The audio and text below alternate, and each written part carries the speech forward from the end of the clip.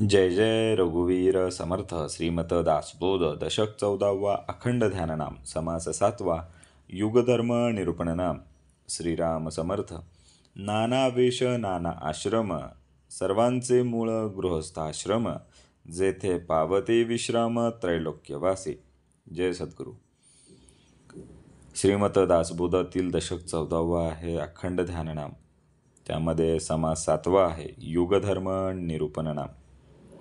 या समासामध्ये समर्थांनी काळानुसार धर्माची झालेली अधोगती, गृहस्थ आश्रमाचे महत्त्व आणि खऱ्या भक्तीचे स्वरूप, खऱ्या भक्तिमार्गाचे स्वरूप यांचे विवेचन केलेले आहे.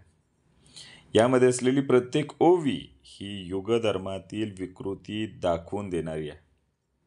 योग्य आचरण आणि सत्य भक्तीचे महत्त्व पटवून देणारी आहे. यामध्ये समर्थ आपल्याला सांगतात की गृहस्थ आश्रम हा सर्व आश्रमांचा पाया आहे आणि खरं धर्माचं आचरण म्हणजे स्वधर्म आणि शास्त्रानुसार होणारे आचरण हेच खरे धर्माचरण आहे. अनेक लोकांनी खोट्या संन्यासाचा दिखावा केला, पण त्यांनी प्रचार प्रसार मात्र वेगळाच केला. राग, लोभ, अनाचार याचा प्रचार करत राहिले. सत्संगती हेच आम्हाला तारून नेणारी एक नौका आहे आणि खरी भक्ती म्हणजे अंतर्बाह्य वैराग्य आणि भगवंताशी एकनिष्ठता आणि अंतिम समर्पण म्हणजेच खरी भक्ती.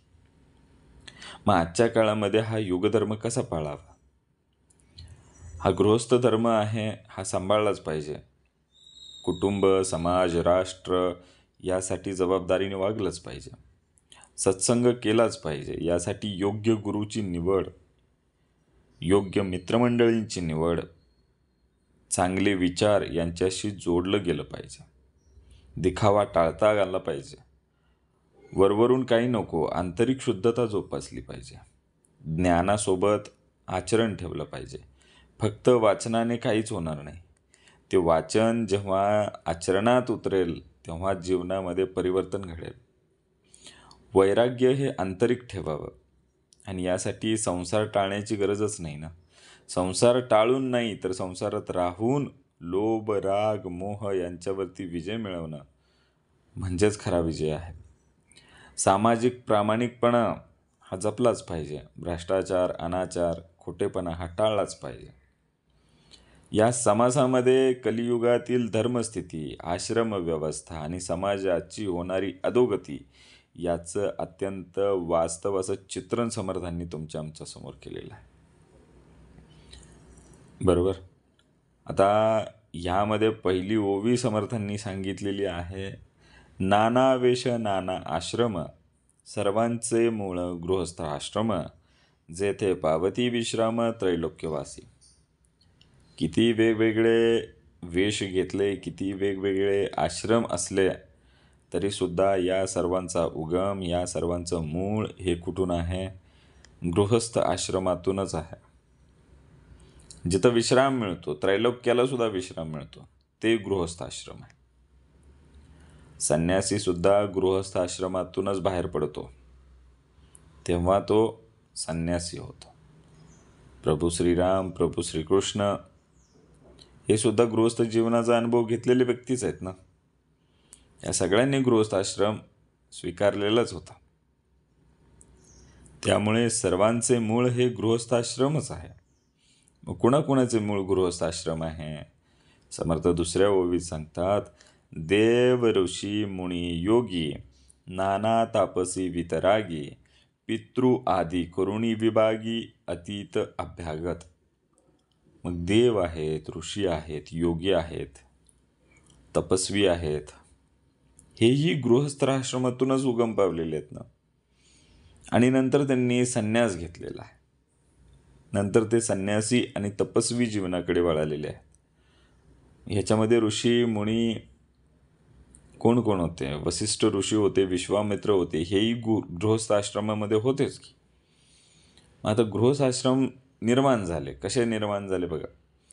गृहस्थाश्रमी निर्माण झाले, आपला आश्रम टाकून गेले, परंतु गृही हिंडू लागले कीर्तिरूपे. अत्यंत सुंदर ओवी आहे. मग हे जे सगळे होते जे गृहस्थाश्रमातून जन्मले आणि नंतर संन्यास घेतला, पण ते एवढे त्या ठिकाणी काय झालेले आहेत, प्रसिद्ध झालेले आहेत, की त्यांची कीर्ती पुन्हा पुन्हा त्या सगळ्या गृहस्थांच्या घराघरात पसरलेली आहे. समर्थांनी अत्यंत सुंदर सांगितलं, गृहस्थ आश्रमी निर्माण झाले, आपला आश्रम टाकून गेले, परंतु गृहस्थ गृही हिंडू लागले कीर्तिरूपे. मग ज्यांनी गृहस्थाश्रम निर्माण केला, नंतर तो आश्रम टाकून दिला आणि ते जेव्हा निघून गेले, त्यांची कीर्तीच्या रूपाने, त्यांच्या कीर्तिरूपाने पुन्हा ते सगळ्या गृहस्थांच्या गृही आलेले आहेत. मग संत तुकाराम महाराज आहेत, यांचे अभंग आजही प्रत्येकाच्या घराघरामध्ये आहेत. बरोबर. मग ज्यांनी गृहस्थाश्रम निर्माण केला, नंतर तो आश्रम टाकून गेले, असे कित्येक लोक त्यांच्या कीर्तिरूपाने पुन्हा त्याच गृहस्थांच्या घरामध्ये हिंडू लागलेले आहेत. इथं समर्थांना सांगण्याचा अर्थ असा आहे की त्यांची कीर्ती पुन्हा गृहस्थांच्या घरात पसरली. गृहस्थाश्रमी जन्मले आणि तोच आश्रम टाकून जरी गेले असले तरी ते कीर्तिरूपाने आजही घराघरात आहेत. मग बघा, या कारणामुळं काय झालं, या कारणे गृहस्थाश्रम सकळांमध्ये उत्तमोत्तम, परंतु पाहिजे स्वधर्म आणि भूतदया. जय सद्गुरू. याच कारणामुळे गृहस्थाश्रम ह्या सगळ्यांमध्ये काय आहे, उत्तम आहे. एकदा नाही, दोनदा उत्तम म्हणले समर्थांनी. गृहस्थाश्रम कसा आहे, उत्तम आहे, उत्तम, सकळांमध्ये उत्तम. ह्यासाठी काय पाहिजे, समर्थांनी सांगितलंय, परंतु पाहिजे स्वधर्म आणि भूतदया. हा गृहस्थाश्रम जो आहे हा सर्वोत्तम आहेच, पण त्यासाठी काय लागणार आहे, स्वधर्माचं पालन आणि सर्व प्राणी मात्रांवरती दया, ज्याला भूतदया असं म्हटलेलं आहे. राजा जनक हे गृहस्थाश्रमाचं सर्वोत्तम उदाहरण. मग राजा जनक हे गृहस्थ असून सुद्धा कर्मयोगी होते. राजा जनक यांनी गृहस्थाश्रम हा सर्वोत्तमपणे हाताळला, स्वधर्माचं पालन केलं आणि प्राणीमात्रावरती दयासुद्धा केली. बरोबर. आता बघा पुढं काय सांगितलंय, जेथे षडकर्म चालती, विद्योक्त क्रिया आचारते, वागद धुर्मे बोलती प्राणीमात्रासी. मग जिथे काय चालतं, जिथे वेद सांगतात की 6 कर्म, ही 6 कर्म चालतात, जिथं कशी गोड वागणूक दिली जाते तिथेच धर्म आहे. मग जो वेद सांगणारी 6 कर्म आहेत, ज्याच्यामध्ये यज्ञ आहे, अध्ययन आहे, दान आहे, मग हे ज्या घरामध्ये चालतं, घरात यज्ञ, दान, अतिथींचा सत्कार होत असेल, सुसंस्कृत बोलणं असेल, योग्य वागणूक दिली जात असेल, तिथंच काय असणार आहे, गृहस्थाश्रम असणार आहे. बघा समर्थांनी सांगितलंय, सर्व प्रकारे नेमक शास्त्रोक्त करणे काही एक, त्याही मध्ये अलौकिक तो हा भक्तिमार्ग. मग काय सांगितलंय, सर्व प्रकारे नेमक, या सर्व प्रकारांमध्ये नेमकं काय आहे, शास्त्रोक्त करणे काही एक. सगळं कसं शास्त्रोक्त असलं पाहिजे, त्यामध्येही अलौकिक तो हा भक्तिमार्ग आहे. ह्यामध्ये काय आहे, अलौकिक असा एक भक्तिमार्ग आहे. बरोबर. मग शास्त्र काय सांगतं, शास्त्र सांगतं तसेच नेमकं आचरण केलं पाहिजे, पण त्यात लोभ नसावा. मग ते जे नेमकं आचरण आहे तोच हा खरा भक्तिमार्ग आहे. यज्ञ पूजा करताना दिखावा नको, स्वार्थ नको, त्यामध्ये कुठला लोभच नसावा ना. शास्त्रोक्त आहे, बरोबर आहे, शास्त्रोक्त करणे काही एक, त्यामध्येही अलौकिक तो हा भक्तिमार्ग. ती भक्तीने, समर्पणाने करण्याची प्रक्रिया आहे. समर्पणामध्येच असले तर भक्ती होणार आहे. भक्ती म्हणजे अंतिम समर्पण आहे ना. समर्थांनी तुम्हाला मंगलाचरणामध्ये अनेक वेळा सांगितले, येथ बोलीला विषद भक्तिमार्ग, बद्धची होती मुमुक्ष, हे सगळं भक्तिमार्गाने होणार आहे. मूर्ख होती अतिदक्ष, भक्तिमार्गाला लागल्यानंतरच हे सगळं होणार आहे. आणि यासाठी भक्तिमार्ग कसा असावा, दिखाव्यासाठी नाही हो, स्वार्थासाठी तर नकोच नको. मग शास्त्रामध्ये सांगितलंय त्याचं नेमकं आचरण करायचं, पण त्याच्यामध्ये कुठलाही लोभ न ठेवता एकाच मार्गावरती चालत राहणे, असा अलौकिक मार्ग म्हणजे भक्ती मार्ग. समर्थांनी अलौकिक म्हटलंय. बघा आता पुढे काय सांगितलंय. पुरश्चरणी काया क्लेसी दृढव्रती परम सायासी जगदीशा वेगळे जयासी थोर नाही. बघा, शरीराला त्रास देणारे पुनरश्चरण, कष्टसाध्य व्रत आणि देवाशिवाय दुसरा हेतू असेल तर ते श्रेष्ठ नाही. मग शरीराला त्रास देणारे पुनरश्चरण केलं हे क्लेशदायक आहे ना, अत्यंत क्लेश देतं, त्रास होतो त्याचा. दृढवती परमसायासी, मग काय केलं, एकदम दृढ असा व्रत केलाय. जग दिशा वेगळे जयासी, आणि ह्या जगदीशाच्या वेगळं जर कोण मानत असेल तर तो थोर नाही आहे. या देवाशिवाय दुसरा हेतू असेल ना तर ते अजिबात उचित नाही. दीक्षा घेऊन व्रत पाळणारा पण प्रसिद्धीसाठी जर तो करत असेल, त्याने दीक्षा घेतली आणि तो व्रतही पाळतोय, पण तो प्रसिद्धीसाठी जर करत असेल तर तो थोर नाही, श्रेष्ठ नाही, तो व्यर्थ आहे. बरोबर, समर्थांनी क्लिअर सांगितलं इथं. एवढं सगळं करायचं, दीक्षा घ्यायची, एवढं सगळं शरीराला कष्ट द्यायचं, व्रत करायचं, पण ह्याच्या मागे जर स्वार्थ असेल, ह्याच्या मागे जर प्रसिद्धीचा भोग असेल तर तो नक्कीच व्यर्थ आहे.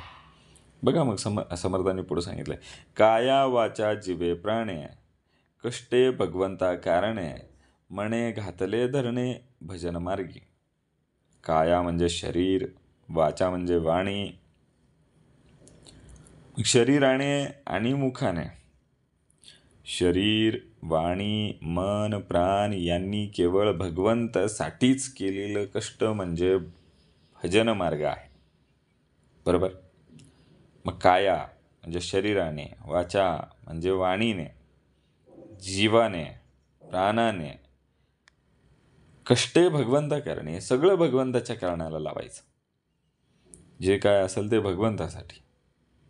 मने घेतले धरणे भजन मार्गी. मग हे जर एकदा धारण केलं की तो मार्ग कसा आहे, भजन मार्ग आहे. बरोबर. संत नामदेवांनी दिवस रात्र काय केलं, त्यांची काया वाचा मनोभावे त्या ठिकाणी विठोबाची सेवाच केली ना, विठोबाचं नामस्मरणच केलं ना, विठोबाचं भजनच केलं ना. हेच अपेक्षित आहे समर्थांना, हेच अभिप्रेत आहे. आता असा जो भक्त असेल तो कसा असेल, ऐसा भगवंताचा भक्त विशेष अंतरी विरक्त संसार सांडून झाला मुक्त देवा कारणे. असा जो भक्त आहे तो कसा आहे, विरक्त आहे. मग तो कसा विरक्त आहे, अंतर्बाह्य विरक्त. अंतर्बाह्य विरक्त होऊन संसार बंधनातून तो मुक्त झालेला आहे. संसार सांडून झाला मुक्त देवा कारणे. याचं सर्वोत्तम उदाहरण जर कोण असेल तर ती आहे संत मीरा. संत मीराबाई कशी होती, अशीच भक्त होती, अंतर्बाह्य विरक्त होती, आणि संसार बंधनातून सुद्धा ती काय झाली होती, मुक्त झाली होती देवा कारणे. श्रीकृष्णासाठी संत मीराबाईंनी काय केलेलं आहे, अंतर्बाह्य विरक्त घेऊन संसार सोडून संसार बंधनातून मुक्त होती ती देवा कारणे. मग आता बघा पुढे काय सांगितलं. अंतरापासून वैराग्य तेची जाणावे महद्भाग्य लोलंग येते एवढे अभाग्य आणिक नाही. खरे वैराग्य हे आतून असतं.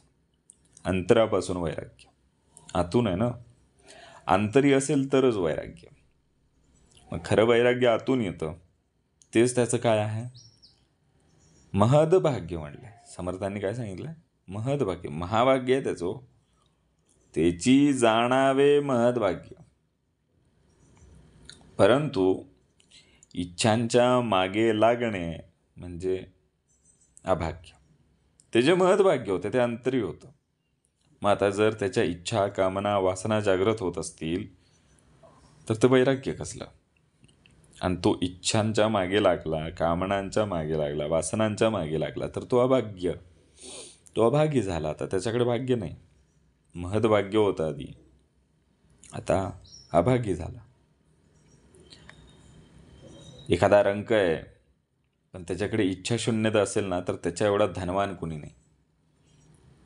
रंक असूनही त्याच्याकडे जर आंतरिक वैराग्य असेल तर ते महदभाग्य आहे त्याचं. समर्थांनी सांगितलंय, वैराग्य आहे, वरवरून दिसतंय, पण आतून मात्र इच्छा कामना असतील तर तो अभाग्य आहे. वैराग्य आहे ते आतून आहे, तर त्याच्यात एवढा महदभाग्य कुणी नाही आहे. बघा, राजे राज्य सांडून गेले, भगवंता कारणे हिंडले, कीर्ती रूपे पावन झाले भूमंडळी. अनेक राजे आपले राज्य, वैभव, सत्ता सोडून भगवंताच्या सेवेसाठी बाहेर पडले, हिंडले, आणि त्यांच्या त्यागामुळे त्यांचं नाव काय झालेलं आहे? पवित्र झालेलं आहे, पावन झालेलं आहे, प्रसिद्ध झालेलं आहे. भूमंडळी, इथं तिथं नाही, भूमंडळी. अनेक राजे होऊन गेले, ज्यांनी आपलं राजपद सोडलं, तपस्या केली, भगवंताकारणे त्यांनी संन्यास घेतला, आणि त्यांचं कीर्तिरूप एवढं आहे की आज ते भूमंडळामध्ये त्यासाठी ओळखले जातात. मग आता हे पुढं बघा काय सांगितलं. असा जो का योगेश्वर, अंतरी प्रत्ययाचा विचार, उकलू जाणे अंतर प्राणीमात्रांचे. मग हा योगेश्वर कसा आहे? खरा योगेश्वर तोच आहे जो आपल्या अंतःकरणातील सत्य अनुभवतो आणि प्राणीमात्रांचे अंतरंग समजू शकतो. सांगितलंय ना, असा जो का योगेश्वर, अंतरी प्रत्ययाचा विचार आहे, त्याच्या अंतःकरणामध्ये प्रत्यय आहे. समर्थांनी आपल्याला एक समासच दिला होता, प्रत्यय विवरणना. ज्याच्या अंतरी प्रत्ययाचा विचार आहे तो खरा योगेश्वर. उकलू जाणे अंतर प्राणीमात्रांचे, आणि ज्याला प्राणीमात्रांचे अंतःकरण समजतं, अंतरंग समजतात, तो खरा योगेश्वर. बरोबर ना? मग योगेश्वर कोण होता? भगवान श्रीकृष्ण यांना योगेश्वर म्हटलं जातं. गीतेमध्ये बघा, अर्जुन जेव्हा श्रीकृष्णांना संबोधित करतो, वेगवेगळ्या नावाने संबोधित करतो. कधी म्हणतो केशव, कधी म्हणतो माधव, कधी म्हणतो मधुसूदन, तर कधी म्हणतो हे योगेश्वर. बरोबर. मग श्रीकृष्ण काय करतो? अर्जुनाच्या अंतर्मनातील शंका जाणून घेतो, त्यांचं अंतःकरण उकलतो, आणि त्याच्या शंकांचं निरसन करण्यासाठी श्रीमद भगवद्गीता सांगतो. स्वतः श्रीकृष्ण सांगतो. तो खरा योगेश्वर ना. असा जो काय योगेश्वर, अंतरी प्रत्ययाचा विचार, उकलू जाणे अंतर प्राणीमात्रांचं. असं अंतःकरणामधील सत्य अनुभवून प्राणीमात्रांचे अंतरंग उलगडून घेणारा तो खरा योगेश्वर. पुढं काय सांगितलंय? ऐसी वृत्ती उदासीन, त्याही वरी विशेष आत्मज्ञान, दर्शन मात्रे समाधान पावती लोक. मग ज्यांच्यामध्ये अशी वृत्ती आहे, ज्यांच्यात आत्मज्ञान आहे, त्यांच्याकडे फक्त पाहिलं, त्यांचं दर्शन जरी झालं ना, तरी लोकांमध्ये समाधान निर्माण होतं. सांगितलं ऐसी वृत्ती. मग वर कशी सांगितली होती? त्याच्याकडे योगेश्वर आहे, अंतरी त्याच्या प्रत्यय घेण्याचा विचार आहे, त्याला अंतःकरण समजून घेता येतं. अशी जर वृत्ती कोणाची असेल, त्याच्याकडे आत्मज्ञान असेल, तर त्याच्या फक्त दर्शनाने लोकांच्या मनामध्ये शांतता निर्माण होते, लोकांना समाधान मिळतं. बरोबर. मग अशी लोक कोण होती? ज्यांच्याकडे वैराग्य आलेलं आहे. मग विचार करा, एवढं सगळं स्वामी विवेकानंद ह्याचं उत्तम उदाहरण होऊ शकतं. ज्यांच्याकडे असं वैराग्य आलेलं होतं, असं आत्मज्ञान आलेलं होतं, की ज्यांनी स्वामी विवेकानंदांची भेट घेतली, ज्यांना त्यांचं दर्शन लाभलेलं आहे, त्यांना नक्कीच समाधान लाभलेलं आहे. त्यांच्या भेटीने अनेक लोक शांत झाले. त्यांच्याकडे ते वैराग्य आहे ना, कुठली अभिलाषा त्यांच्याकडे नाही आहे, त्यांना आत्मज्ञानाचं जाणीव झालेली आहे. अशी लोक म्हणजे स्वामी विवेकानंद यांच्या फक्त दर्शन मात्रे समाधान पावती. वाह. ह्याच्यानंतर बघा, बहुतांसे करावे उपाय, तो जनाच्या वाट्या नाहीये, अखंड जयाचे हृदये भगवत रूप. मग अनेक उपाय उपदेश करतो, पण स्वतःचे हृदय अखंड भगवंतात गुंतलेले असलेल्या संत लोकांच्या कल्याणाचाच हेतू असतो. बरोबर आहे ना? बहुतांशी करे उपाय. खूप लोकांना त्यांनी उपाय केले. ते जणांच्या वाट्या नाहीये. मग हे जनाच्या वाट्याला आलेच नाहीत. अखंड जयाचे हृदय भगवत रूप आणि त्यांच्या हृदयामध्ये अखंड भगवंतामध्ये असलेला भावच होता. हे संत होते. यांनी उपदेश केले, उपाय केले, हे लोकांच्या हितासाठी केलेले आहे. पण ते कधी लोकांच्या वाटेला गेलेलं नाही. ही ओवीच अत्यंत सुंदर आहे. बहुतांशी करे उपाय, तो जनाच्या वाट्या नाहीये. लोकांना उपाय केले पण कधी कोणाच्या वाट्याला गेले नाहीत. आणि अखंड जयाचे हृदय, ज्याच्या हृदयामध्ये अखंड काय आहे? भगवत रूप आहे. हे सगळं लोकांच्या कल्याणासाठीच होतं ना. हे संत लोकांनीच केलेलं आहे. संत एकनाथांनी लोकांसाठी कीर्तन केलं, अभंग केले. त्यांच्या मनोभावामध्ये केवळ भगवंतासाठी असलेली अखंड अखंड अखंड जयाचे हृदय भगवत रूप, ते भगवत रूपाला भगवंतासाठीच त्यांनी हे केलेलं आहे. पण काय झालं? लोकांचं कल्याण झालं. त्यांनी लिहिल्या कीर्तनातून, अभंगातून लोकांचंच भलं झालेलं आहे, लोकांचंच कल्याण झालेलं आहे. नुकसान कुणाचंच झालेलं नाही. म्हणून समर्थांनी सांगितलं ना, तो जनाच्या वाट्या न ये. ते कधी वाट्यालाच गेले नाहीत. मग हे जे जन आहेत हे कसे आहेत बघा. जनास दिसे हा दुश्चित, परी तो आहे सावचित, अखंड जयाचे चित्त परमेश्वरी. मग हे जे जनसामान्य आहेत, मग जनसामान्य तो जो संत होता, तो कसा संत होता? उपाय करत होता, कधी कुणाच्या वाट्याला जात नव्हता, ज्याच्या हृदयामध्ये अखंड भगवत रूप होतं. असा संत सामान्यांना, जनसामान्यांना काय वाटायचा? थोडासा दुश्चित वाटायचा. जनास दिसे हा दुश्चित, थोडासा विचित्र, ओंगाळवाना वाटायला लागला, वेगळा वाटायला लागला. का? कारण त्यांच्यापेक्षा वेगळाच होता ना, जनसामान्यापेक्षा तो वेगळा होता. म्हणून त्यांना तो वेगळा वाटला. पण प्रत्यक्षात त्याचे मन सतत भगवंतात एकवटलेलं होतं. मग हा जो जनाला दिसणारा दुश्चित असा होता तो संत, परी तो आहे सावचित. त्याचं चित्त हे सावध आहे ना, स अवचित. अखंड जयाचे चित्त परमेश्वरी, आणि त्यांचं चित्त हे अखंड परमेश्वरावरती स्थित झालेलं होतं. त्यामुळं त्यांना तो वेगळा वाटायचा. आधी ह्या सगळ्या संत मंडळींना लोकांनी वेडच ठरवलं होतं, कारण ते वेगळे होते. पण त्यांचा ध्यान, त्यांची ध्यान भावना, त्यांचं लिखाण, त्यांनी केलेलं साहित्य हे सगळं पवित्रच होतं.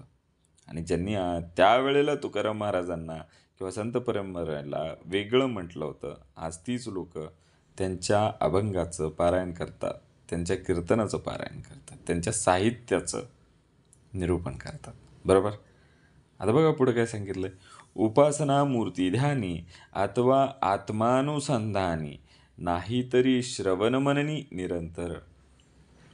एखादा संत उपासना, मूर्ती ध्यान, आत्मचिंतन किंवा सतत श्रवण मनन यापैकी कोणत्याही मार्गाने अखंड साधना करत राहतो. अशी संत मंडळी आहे ना. या संत मंडळींनी काय केलं आणि हे वेगळे का वाटले? हे जनास दिसे दुश्चित, परी आहे तो सवचित. काय करत होते मग हे? वेगळे का होते?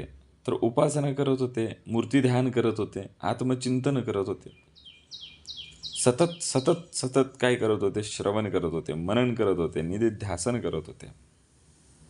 त्यामुळे ते वेगळे वाटत होते. बरोबर? आता बघा, पूर्वजांच्या पुण्यकोटी संग्रही असलेल्या गाठी, तरीच ऐसीच्या भेटी होय जनासी. मग अशा संतांची भेट झाल्यानंतर एकतर ती साधारणपणे होईल का? नाही. मग अशा संतांची भेट होण्यासाठी काय करावं लागतं? पूर्वजांचं पुण्य संचित असावं लागतं. एखादा संत महात्मा आपल्याला भेटतो तेव्हा समजून जायचं आपल्याला काहीतरी पूर्वजांची पुण्यसंचित आपल्याकडे होतं, म्हणून त्यांची आपली काय झालेली आहे, त्या भेटीचा योग त्या ठिकाणी आलेला आहे. पूर्वजांच्या पुण्यकोटी संग्रही आसिल्या गाठी. तुमच्या आमच्या गाठीला पूर्वजांची पुण्यही आहे आणि ती कोट्यानुकोटी आहे.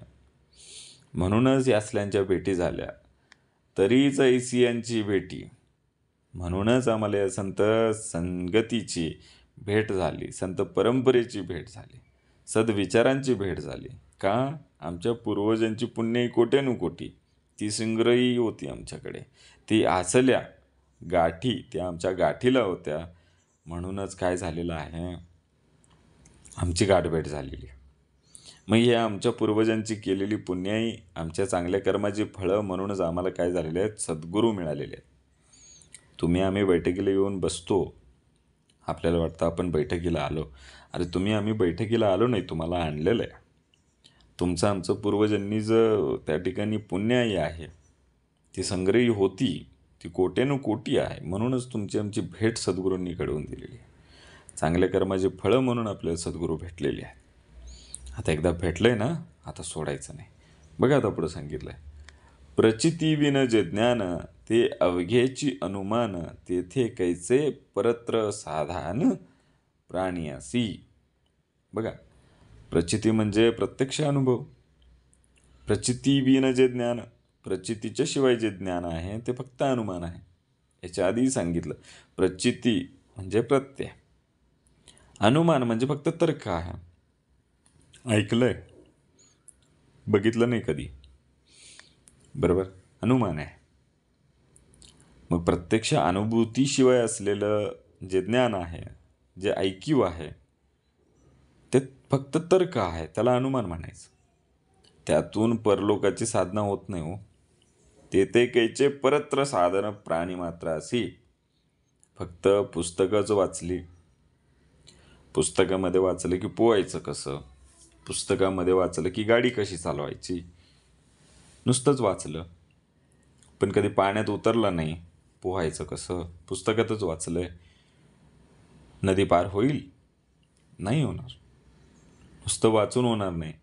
बरंच वाचलं, गाडी कशी चालवायची, गिअर कसा टाकायचा, ब्रेक कसा दाबायचा, क्लच कसा दाबायचा, पण कधी स्टेअरिंगवरच बसला नाही तर तो त्याच्या गंतव्य ठिकाणी पोचूच शकणार नाही. बरोबर ना? प्रचिती पाहिजे. प्रत्यक्ष अनुभव असल्याच्याशिवाय त्या ठिकाणी परलोकाची साधना होणार नाही. अनुभूती पाहिजे. फक्त तर्कच लावत बसला, ऐकी ज्ञान आहे पण अनुभूती नाही, तर ते व्यर्थ आहे. बघा, या कारणामुळे काय होणार आहे, या कारणे मुख्य प्रत्यय प्रचितीविन काम नये, उपाया सारिखे अपाय शहाणे जाणती. त्यामुळे या कारणामुळे आता कळालं आपल्याला की अनुमानाने आपल्याला परलोकाची साधना होणार नाही. त्यासाठी प्रचिती पाहिजे, अनुभूती पाहिजे. मग यासाठी कारणं काय आहेत, या कारणे मुख्य प्रत्यय. मग आता प्रत्यय घ्यायचा, अनुमान नाही घ्यायचा. प्रचिती बी ना कामा नाही, प्रचितीच्या शिवाय बोलायचं नाही. समर्थाने सांगितले, प्रचितीशिवाय जे आहे ना ते अनुमान आहे. प्रचितीशिवाय, अनुभूतीशिवाय जे आहे ना तो फक्त तर्क आहे. आपल्याला तर्कावरती काम नाही करायचं, प्रत्ययावरती काम करायचं, प्रचितीवरती काम करायचं आहे. म्हणून समर्थांनी या ओळीमध्ये सांगितलं, या कारणे मुख्य प्रत्यय प्रचिती बी न कामा नये, उपाया सारिखे अपाये शहाणे जाणते. त्यामुळे आता काय करायची, मुख्य साधना करायची, मुख्य उपासना सांगितलं निश्चय. त्यामुळे मुख्य उपासना म्हणजे प्रत्यक्ष अनुभव घ्यायचा, प्रत्यक्ष अनुभूती घ्यायची. फक्त उपाययोजना नाहीत करायचं, दिखावा नाही करायचं, साध्य काय नाही होणार. नियोजन केलं, नियोजन सांगितलं ना, उपायासारखे अपाय, मग तो अपाय होऊन बसेल. नुसतंच उपाय करत राहिला, उपायासारखे अपाय शहाणे जाणते. फक्त उपाययोजना केला, दिखावा केला, त्याने काही साध्य होणार नाही. केवळ पूजा केली आहे तर अंतरात्म्यामध्ये बदल नाही घडणार. त्यासाठी अंतरी प्रचिती घेतली पाहिजे, त्याशिवाय बोलायचं नाही. नुसतं नियोजन केलं आहे, गणपती बसवायचा, नवरात्री करायची, देखावा करायचा, साध्य काय नाही होणार त्यातून. प्रत्यक्ष अनुभूती पाहिजे, मुख्य साधना पाहिजे, मुख्य उपासना पाहिजेच पाहिजे. म्हणून सांगितलंय समर्थाने. बघा पुढे, पुढे काय सांगितलंय? वेडे संसार सांडून गेले, तरी ते कष्ट कष्टोची मेले, दोहीकडे अंतरले, इहलोक परत्र. एखाद्याने काय केलं? एखाद्या मनुष्याने अज्ञानाने संसार सोडून दिला, वेडेपणाने संसार सोडून गेला तो, पण त्याच्याकडे आत्मज्ञानच नाही आहे, त्याच्याकडे खरं ज्ञानच नाही आहे. आता संसार तर सोडलाय, परलोकाकडे जायचं म्हणून त्याचं तर ज्ञान नाही आहे, अज्ञानातून संसार सोडला. मग आता काय करायचं? तो दोन्हीकडून परका झाला, दोन्हीकडून त्रास झाला, त्याला कष्टच कष्ट, दोहीकडे अंतरले, दोन्हीकडून अंतर पडलं. आता इहलोक आणि परलोक सांगितलं ना, इहलोक परत्र. मग असा वेडा मनुष्य आहे, जबाबदारी न पेलता घर सोडणारा संन्यासी आहे. मग तो घरचा पण राहत नाही आणि संन्यासात पण रमत नाही. जबाबदारी पेलत नाही म्हणून घर सोडलं, परमार्थ पेलत नाही, दोन्हीकडे त्याची काय झाले? नुसतं कष्टच कष्ट, हाताला काहीच नाही लागला त्याच्या. म्हणून समर्थाने सांगितलं बघा, हे अत्यंत सुंदर. वेडे संसार सांडून गेले, तरी ते कष्ट कष्टोची मेले, दोहीकडे अंतरले, इहलोक परत्र. वेड्यासारखा निर्णय घेतला, संसार सांडून गेला, कष्ट कष्ट करत गेला, सापडलं काहीच नाही, दोन्हीकडून अंतर पडलं, इहलोकाकडे पण गेला नाही, परलोकाकडे पण गेला नाही, मध्येच लटकून राहिला. मग तो जो निघाला होता ना वेडा, तो कसा होता बघा. रागे रागे निघून गेला, तरी तो भांड भांडोची मेला, बहुत लोक कष्टी केला, आपणही कष्टी. रागे रागे निघालाय तो अज्ञानातून, हेकांड वैराग्य आलाय त्याकडे. हेकांड आपण म्हणतो ना, लय हेकांड आहे, लय राग राग करता, रागाच्या भरात घर सोडून गेला, तरी त्याने लोकांशी भांडणच केली. आता घर सोडलंय, दुसरीकडे तरी नीट राहावं की तिथं पण भांडणच केली, लोकांशी भांडणच केलं, लोकांना त्रास दिला, बहुत लोक कष्टी केले, बहुत लोकांना कष्ट दिले, त्रास दिला. मग तो स्वतः तरी कसा कष्टी राहील? तो स्वतः तरी कसा सुखी राहील? तोही कसा झाला? स्वस्थ झाला, आपणही कष्टी. रागारागाने निघून गेला, भांडत भांडत बसला, लोकांना कष्ट दिला आणि स्वतःही कष्टी झाला, संतापाच्या भरात गेलेला. शुद्ध मनाने गेला असता तर गोष्ट वेगळी होती. त्याने स्वतःचा निर्णय घेतला, रागारागाने निघून गेला, भांडत बसला, लोकांना कष्ट दिला, स्वतःही कष्टी झाला. आता बघा तो कसा आहे. निघून गेला परी अज्ञान, त्याचे संगती लागे जन, गुरु शिष्य दोघे समान अज्ञान रूपे. मग असा जो निघून गेलाय, रागारागाने निघून गेलेला आहे, अज्ञानातून निघून गेलेला आहे, वेडेपणातून निघून गेलेला आहे. मग अज्ञानानं घर सोडणारा जो व्यक्ती आहे हा निघून गेला, मग त्याला कुठंतरी चार लोक भेटणार, त्याचे अनुयायी झाले. मग हा गुरु आणि शिष्य दोघेही अज्ञानातून आलेले आहेत, त्याच्यासारखे असतील ना अजून चार लोक. मग ह्या चार लोकात हा जरा बरा असेल. मग झाले गुरु आणि शिष्य दोघेही कसे आहात? समान झाले, अज्ञान रूपे. अज्ञानानं दोघे एकाच पातळीवरती आहे. आत्मज्ञान नाही, आत्मदर्शन नाही आहे, घरातून निघण्याचं कारण पण रागारागाचं आहे, अज्ञानाचं आहे. बघा आता सध्या चालू आहे जगतामध्ये,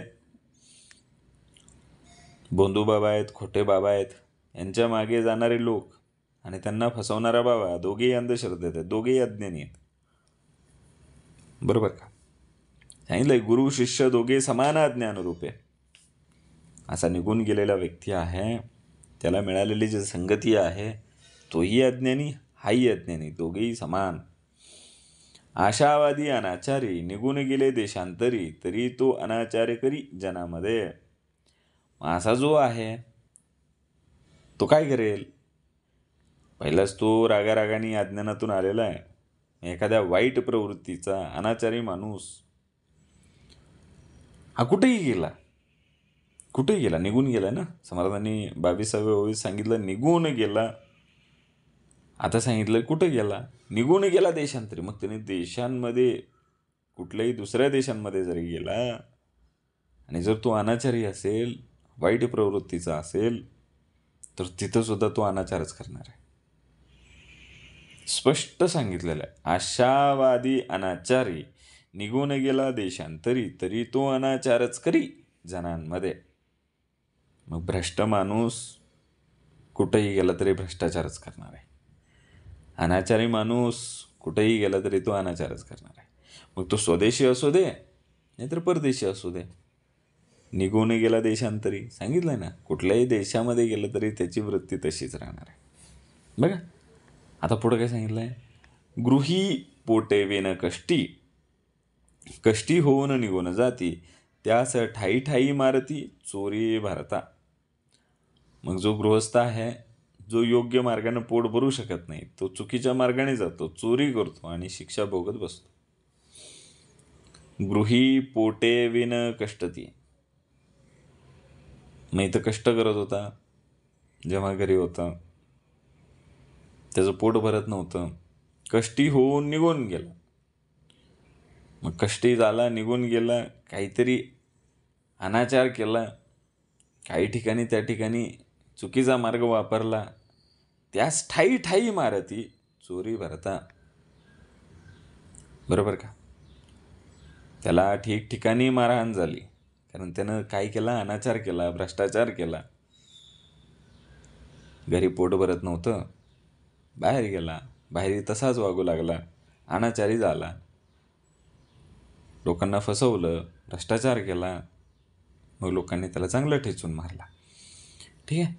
मग आता पुढं काय सांगितलंय, संसार मिथ्या ऐसे कळला, ज्ञान समजून निघून गेला, तेने जन पावन केला आपणा ऐसा.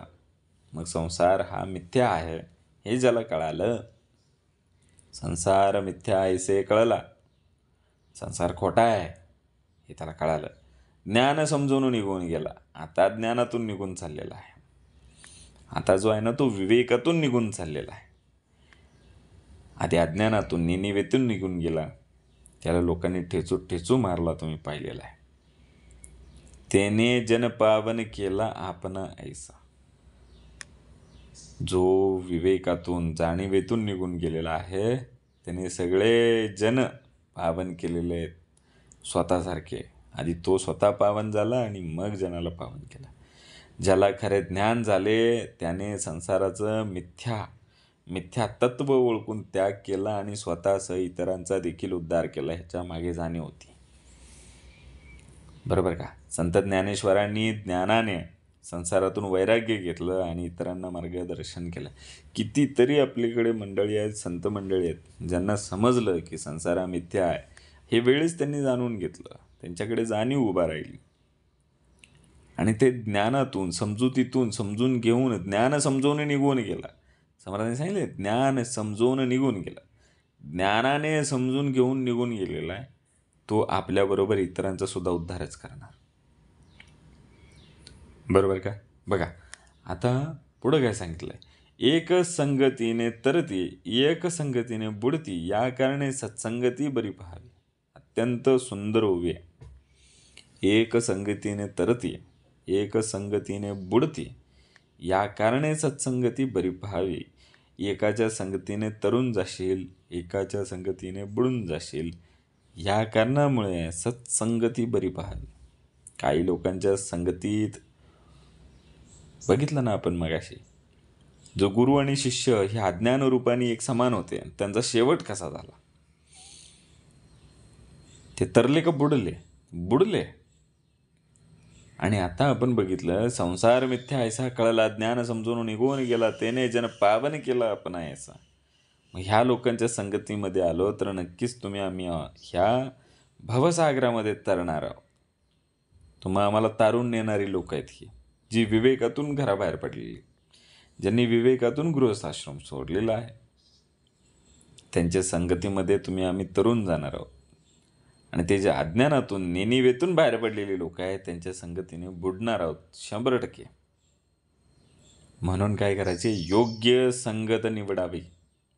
चांगल्या मित्रमंडळीमध्ये राहाल तर तरुण जाल, वाईट मित्रमंडळीमध्ये राहाल तर नाश निश्चित आहे, अधःपतन निश्चित आहे, बुडणे निश्चित आहे. बघा आता पुढं सांगितले, जेते नाही विवेक परीक्षा, तेथे कैची असेल दीक्षा, घरोघरी मागता भिक्षा, कोठेही मिळेना. जिथे विवेकच नाही, जिथं परीक्षाच नाही, खरं खोटं काही कळतच नाही, सत्य असत्य कळतच नाही, तिथे खरी दीक्षा मिळणार नाही. आणि दीक्षा नसेल तर भिक्षाही मिळणार नाही. मागा किती पण. जेथे नाही विवेक परीक्षा, तेथे कैची असेल दीक्षा. ज्याच्याकडे विवेक नाही, परीक्षा करण्याची कुठली कुवत नाही, जाणीव नाही, त्याला कशी दीक्षा मिळणार? मग दीक्षाच नसेल तर घरोघरी मागता भिक्षा, कुठेही मिळेना. मग दीक्षाच नाही तर भिक्षा कुठून मिळणार? खोट्या गुरूंकडे जाऊन दीक्षा मिळत नाही, आणि मिळाली दीक्षा तरी भिक्षा मिळत नाही. बरोबर? जो दुसऱ्यांचे अंतर जाणे, देश काळ प्रसंग जाणे, तया पुरुषा कायवने भूमंडळी. अत्यंत उत्तम. जो दुसऱ्यांचे अंतरंग जाणतो, देश काळ प्रसंग ओळखतो, त्याच्याकडे काहीही कमी राहत नाही. बरोबर आहे का? जो दुसऱ्यांचे अंतर जाणे, समर्थांनी आलेलं सांगितलं होतं, भूतदया. अंतःकरण आम्हाला समजलं पाहिजे दुसऱ्याचं, त्याची जाणीव पाहिजे. जाणे. आपण अजून नेनिवेतच आहोत. बैठक भेटली नसती तर अजून नेनिवेतच असतो. आता थोडी थोडी जाणीव व्हायला लागलेली आहे. मग आता फक्त जाणीव स्वतःची नसावी तर दुसऱ्याची सुद्धा असावी. जो दुसऱ्याचे अंतःकरण जाणे, देशकाळ प्रसंग जाणे. परत सांगितलंय, देशकाळ प्रसंग नाही. आता पण स्थल काल व्यक्ती सापेक्ष सगळं बदलतं. मग देश काळ प्रसंग जेव्हा आपण जाणलं, दुसऱ्याचं अंतःकरण जाणलं, त्या पुरुषाला इथं काहीही कमी पडणार नाही. समर्थांनी सांगितलंय, काही कमी पडणार नाही. बघा आता, नीच प्राणी गुरुत्व पावला, तेथे आचारही बुडाला, वेदशास्त्र ब्राह्मणाला कोण पुसे. आता काय झालंय? नीच प्राणी, एखादा नीच वृत्तीचा माणूस, गुरुत्व आलंय त्याला. नीच प्राणी गुरुत्व पावला. नीच वृत्तीचे लोक गुरु झालेत, ते आचार्यही बुडाला.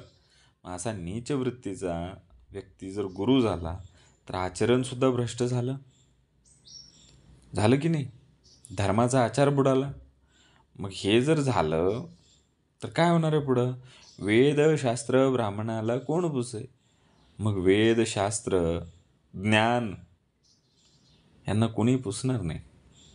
कारण जे गुरुत्व आहे ते चुकीच्या व्यक्तीकडे, त्या नीच व्यक्तीकडे गुरुत्व आल्यामुळे आचार बुडाला, वेदशास्त्र यांना कोणीही पुसणार नाही. धर्मज्ञानच हरवून गेलं. चुकीच्या लोकांकडे गुरुपद गेल्याने धर्मज्ञान हरवून गेलेलं आहे. ते लोप पावत चाललेलं आहे. उदाहरण आहे आता, वास्तविक आहे. बघा याच्यामुळे काय होणार आहे? ब्रह्मज्ञानाचा विचारू, त्याचा ब्राह्मणासी अधिकारू, वर्णना ब्राह्मणो गुरु ऐसे वचन. ब्रह्मज्ञानाचा विचार मुळात ब्राह्मणांनाच करायला हवा होता, कारण वेदांनी त्यांना गुरुपद दिलं होतं. बरोबर आहे का? ब्रह्मज्ञानाचा विचारू, त्याचा ब्राह्मणासीच अधिकारू, वर्णांना ब्राह्मणो गुरु ऐसे वचन. बघा आता काय झालं पुढं? ब्राह्मण बुद्धीपासून छेवले, आचारापासून भ्रष्टले, गुरुत्व सांडून झाले शिष्य शिष्यांचे. ब्राह्मणांनी काय केले? आपली बुद्धी विकली, आचारापासून भ्रष्ट झाले, गुरुत्व सांडून दिलं, आणि ते स्वतःच शिष्य झाले. त्यांनीच गुरुत्व सांडून दिलेलं आहे. मगाशी पाहिलं ना आपण, कुठं गेलंय ते गुरुत्व आता? नीच प्राणी गुरुत्व पावला. आणि त्यांनी ब्राह्मणांनी गुरुत्व सांडलं, त्याच्यामुळे ते नीच लोक आता वरती बसलेले आहेत. लोभ, भीती, राजकारण यांच्यामुळे सत्य राहिलेलं नाही आहे. आणि तथाकथित गुरु त्या ठिकाणी वरती बसलेले आहेत. आचरण भ्रष्ट झालेलं आहे. बुद्धीपासून चेवले गेलेले आहेत. बुद्धी विकून टाकली लोकांनी. आणि एवढं सगळं झाल्याच्या नंतर आता ते काय झालेले आहेत, तथाकथित गुरूंचे शिष्य बनून राहिलेले आहेत. बघा आता पुढे सांगितलंय, कित्येक दावल मालकास जाती, कित्येक पिरास भजती, कित्येक तुरुक होती आपले इच्छेने. अनेक लोक खोट्या मार्गाला लागले, काही दृष्ट प्रवृत्तीचे झाले, काहींना आपल्या स्वधर्मानुसार पंथ बदलावा लागला, काहींना स्वार्थानुसार त्यांचे मार्ग बदलावे लागले. काय झालं असं? लोभ, भीती, राजकारण यामुळे लोकांनी काय केलं? धर्म सोडला. सांगितले समर्थांनी, कित्येक दावल मालकास जाती, कित्येक पिरास भजती, कित्येक तुरुक होती आपले इच्छेने. स्वार्थासाठी केलेल्या गोष्टी आहेत, लोभासाठी केलेल्या गोष्टी आहेत, भीतीमुळे केलेल्या गोष्टी आहेत, राजकारणामुळे केलेल्या गोष्टी आहेत. बघा, हे कलियुगाचं उत्तम उदाहरण आहे. ऐसा कलियुगीचा आचार, कोठे राहिला विचार, पुढे पुढे वर्णसंकर होणार आहे. कलियुगामध्ये आचार इतका बिघडलेला आहे की विचारच त्या ठिकाणी आपण करू शकत नाही. कोठे राहिला विचारच राहिला नाही ना. पुढे वर्णसंकर होणार आहे, वर्णांचा संकर वाढत जाणार आहे. धर्माचरण राहिलेलं नाही, आचार बिघडलेला आहे, विचाराला तर जागाच नाही आहे. सगळा गोंधळ. बघा पुढं, गुरुत्व आले निचयाती, काही एक वाढली महंती, शुद्ध आचार बुडवती ब्राह्मणाचा. नीच लोकांकडे गुरुत्व आलंय. मगाशी आपण पाहिलं, नीच प्रवृत्तीचे लोक तर गुरुपदी बसलेले आहेत, त्यांच्याकडे गुरुत्व आलेलं आहे, त्यांची महंती खूप वाढलेली आहे. मग शूद्र काय झाले? आचार बुडवती. मग शूद्र जे वृत्तीचे लोक आहेत, यांच्या वागणुकीमुळे त्या आचार जो आहे तो बुडवून टाकलेला आहे, शुद्धत्व हरवलेलं आहे. बरोबर. आता ज्ञानाशिवाय आध्यात्मिकता होणार आहे का? नाही. मग जो गुरु जर नीच वृत्तीचा असेल, गुरुच्या त्या गुरुत्वाच्या ठिकाणी जर हीन प्रवृत्तीचे लोक बसलेले असतील आणि त्यांचीच महती वाढीत असेल, तर ज्ञान राहणार आहे का? धर्म राहणार आहे का? आध्यात्मिकता राहणार आहे का? नाही. बघा आता पुढे सांगितलंय, हे ब्राह्मणास कळेना, त्याची वृत्तीचं वळेना, मिथ्या अभिमान गळेना मूर्खपणाचा. ब्राह्मणांना हे कळलंच नाही की आपलं आता पतन कधी झालेलं आहे. त्यांची सवय बदलत नाही. हे ब्राह्मणास कळेना, त्यांची वृत्ती वळेना, त्यांची वृत्ती तरीही वळत नाही आहे. मिथ्या अभिमान गळेना, त्यांच्याकडे असलेला खोटा अभिमान तो गळून पडत नाही. तो मूर्खपणाच आहे मुळात. फक्त त्या जातीत जन्माला आलं म्हणून कोणी शहाणं होत नाही. हे ब्राह्मणास कळेना, मग तुमची वृत्ती तरी आहे का? वृत्ती तरी बदला. ते सवयी बदलायलाही तयार नाहीत. मिथ्या अभिमान गळेना मूर्खपणाचा. आणि हा जो अभिमान होता यांना की आम्हाला सगळं कळतं, तोही गळून पडेना. नुसताच गर्व आहे. अभ्यास न करता फक्त जातीचा गर्व बाळगणारे लोक. बघा, राज्य नेले म्रेच्छी क्षेत्रे, गुरुत्व नेले कुपात्री, आपण अरत्री ना परत्री काहीच नाही. राज्य कुणाकडे गेलं? नीच लोकांच्या हाती गेलं. गुरुपद कुणाकडे गेलं? अयोग्य व्यक्तीच्या हाती गेलं. या दोन्ही ठिकाणी अधःपतनच झालं. इकडे आणि तिकडे काहीच राहिलं नाही. अयोग्य राजकारणी आणि अयोग्य धार्मिक नेते काय करणार आहे? सगळं अधःपतनच. बघा, ब्राह्मणास ग्रामीणीने बुडविले, विष्णूने श्रीवस्त मिरविले, त्याच विष्णूने श्रापिले परशुरामे. ग्रामण म्हणजे ग्रामीण म्हणजे त्या भागातला राजकारण, तिथला नेता. यांनी काय केलं? ग्रामनं ब्राह्मणांना बुडवले. विष्णूने जसे परशुरामाच्या हाती दंड दिला तशीच ही स्थिती आहे. समर्थ आपल्याला सरळ सरळ सांगतायत, विष्णूने श्रीवस्त्र मिरविल्या त्याच विष्णूने श्रापिले. फरशरामे म्हणजे परशुराम. ज्या विष्णूने श्रीवस्त्र मिरवले त्यांनीच काय केलं आहे? परशुरामांना श्राप दिला, दंड दिला.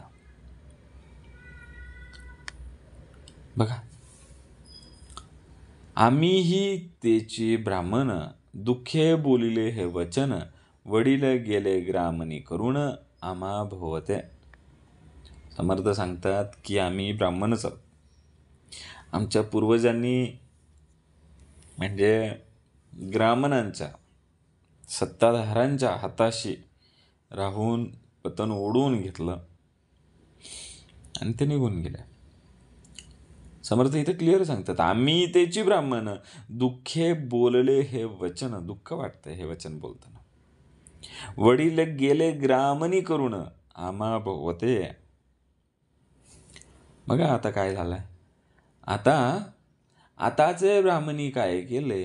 अन्न मिळवना ऐसे झाले, तुम्हा बहुतांचे प्रचितीस आले किंवा नाही. मग आता ब्राह्मणांची अवस्था काय? आज ब्राह्मणांची अवस्था अशी झालेली आहे की त्यांना अन्नही मिळत नाही आहे. आणि हे सगळं आपल्या समोर घडत आहे. ते तुम्हा बहुतांचे प्रचितीस आले किंवा नाही. बरोबर. पुढे, बरे वडला असं काय म्हणावे, ब्राह्मणांचे अदृष्ट जाणावे, प्रसंगी बोलिले स्वभावे, क्षमा केली पाहिजे. आता पूर्वजांना योग्य नुसताच दोष देत बसणार का? बरे वडला असं काय म्हणावे, वडलास काय म्हणावे, ब्राह्मणांचे अदृष्ट जाणावे, प्रसंग बोलिले स्वभावे, क्षमा पाहिजे. समर्थ तुमची आमची क्षमा मागतात. पूर्वजांना दोष देणं योग्य नाही आहे, ते त्यांच्या अदृष्टतेमुळे घडलेलं आहे, त्यामुळे त्यांना क्षमा करावी. आपल्या पूर्वजांना क्षमा करावी. समाजातील जुनी पिढी चुकीचा निर्णय घेते, पण त्याच्या पुढे येणारी जी पिढी आहे ते त्या चुका सुधारू शकते याची आम्हाला निश्चितपणे खात्री असली पाहिजे. जर हे सगळं चुकांमधून घडलेलं आहे तर अजूनही वेळ गेलेली नाही. यातून आपण काय केलं पाहिजे? सुधारलं पाहिजे. समर्थांनी क्लिअर सांगितलंय, बरे वडला असं काय म्हणावे, ब्राह्मणाचे अदृष्ट जाणावे, प्रसंगी बोलिले स्वभावे, क्षमा केली पाहिजे. या प्रसंगानुसार आता जरी बोललं असलं तरी स्वभावानुसार त्या पूर्वजांना आम्ही क्षमा केली पाहिजे आणि आपली येणारी पिढी वाचवली पाहिजे, सुधारली पाहिजे.